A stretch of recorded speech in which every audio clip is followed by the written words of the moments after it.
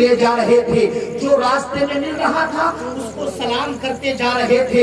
میرے خواجہ غریب نواز نے دیکھا کہ سڑک کے کنارے پہ ایک نابینا لڑکا کھڑا ہوا ہے، اداس لڑکا کھڑا ہوا ہے۔ میرے خواجہ غریب نواز نے اس بچے کو سلام کیا، اے سنی جنتی مسلمانوں، ہندوستان کا بادشاہ سلام کر رہا ہے، ہندوستان کا راجا سلام کر رہا ہے۔ ایک معمولی سی لڑکے کو میرے خواجہ غریب نواز سلام کر رہے ہیں۔ آج کا انسان کیا سمجھتا ہے کہ یہ جانے والا انسان ہم کو سلام کرے؟ آج کا انسان کیا سوچتا ہے یہ جانے والا مہمان ہم کو سلام کرے؟ اے سنی جنتی مسلمانوں، میرے آقا فرماتے ہیں جو پہلے سلام کرتا ہے، یعنی جو سلام میں پہل کرتا ہے، یعنی جو سلام پہلے کرے گا وہ پہلے جنت میں جائے گا۔ جو پہلے سلام کرے گا وہ پہلے جنت میں جائے گا۔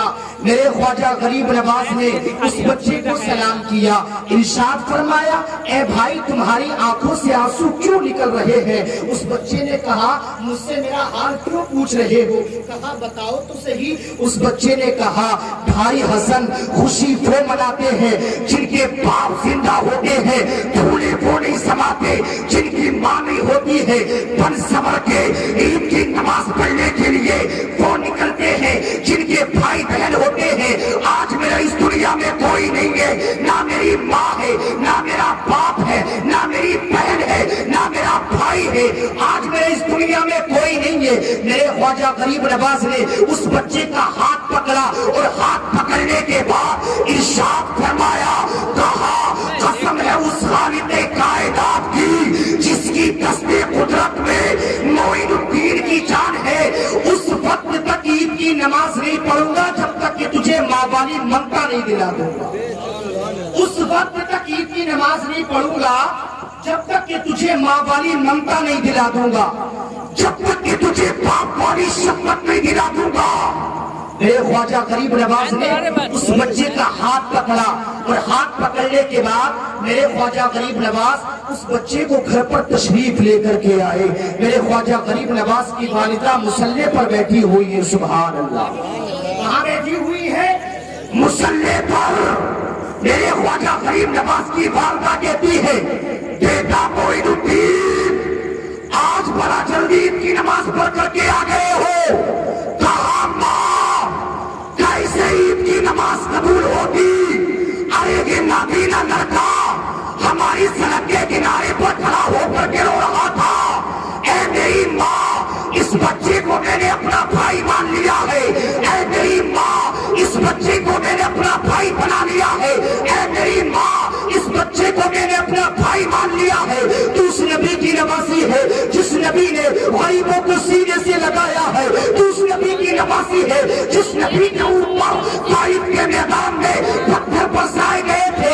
اے میری ماں تو اس نبی کی نوازی ہے جس نبی نے غریبوں کو سینے سے لگایا ہے۔ اے میری ماں اس بچے کو میں نے اپنا بھائی مان لیا ہے، اے میری ماں اس بچے کو میں نے اپنا بھائی بنا لیا ہے۔ تو اسے ماں والی ممتا دے دے، تو اسے باپ والی شفقت دے دے۔ میرے خواجہ غریب نواز کی والدہ کہتی ہے بیٹا گھبرا نہیں، اس بچے کو غسل دیتی ہے، بہترین سے کپڑے پہناتی ہے، آنکھوں میں سرما لگاتی ہے، سر میں تیل ڈالتی ہے۔ جب وہ بچہ خوش ہونے لگا، جب بچے کے چہرے سے خوشی ظاہر ہونے لگی تو غیب سے آواز آئی، اے معین الدین حسن اب تک تو تم ہمارے حسن تھے لیکن آج سے ہم تمہیں غریب نواز کا لقب عطا فرماتے ہیں۔ آج سے ہم تمہیں غریب نواز کا لقب عطا فرماتے ہیں۔ میرے خواجہ غریب نواز نے اس بچے کا ہاتھ پکڑا اور اس بچے کو عیدگاہ کو لے جا رہے تھے، اور وہ بچہ راستے میں خوش ہوتا ہوا نظر آ رہا تھا اور دل ہی دل میں کہہ رہا تھا کہ خود سنانے اپنی بربادی کے افسانے کہاں جا کے تیرا گھر چھوڑ کے خواجہ یہ دیوانے کہاں جاتے، اور ہمیشہ بھیک ہم نے تو اسی چوکھٹ سے پائی ہے، ہمیشہ بھیک ہم نے تو اسی چوکھٹ سے پائی ہے۔ ہم اپنی الجھن اوروں میں سلجھانے کہاں جاتے، ہم اپنی الجھن اوروں میں سلجھانے کہاں جاتے۔ تمہارے سر پہ خواجہ تاج ہے مشکل کشائی کا، تمہارے سر پہ خواجہ تاج ہے مشکل کشائی کا، ہم اپنی الجھن اوروں میں سلجھانے کہا جاتے، وہ بن مانگے عطا کر دے، عنایت ہو تو ایسی ہو، شجرے تعظیم کو آئے، حکومت ہو تو ایسی ہو، اور سمٹ کر آ گیا ساگر میرے خواجہ کے کاسے میں، انا ساگر یوں کہہ اٹھا کرامت ہو تو ایسی ہو، انا ساگر یوں کہہ اٹھا کرامت ہو تو ایسی ہو۔ بلندی دیر تک اس شخص کے حصے میں رہتی ہے، بہت اونچی عمارت ہر گھڑی خطرے میں رہتی ہے، یہ ایسا فرض ہے جس کو ادا میں کر ہی نہیں سکتا، میں گھر جب تک نہ لوٹوں میری ماں سجدے میں رہتی ہے۔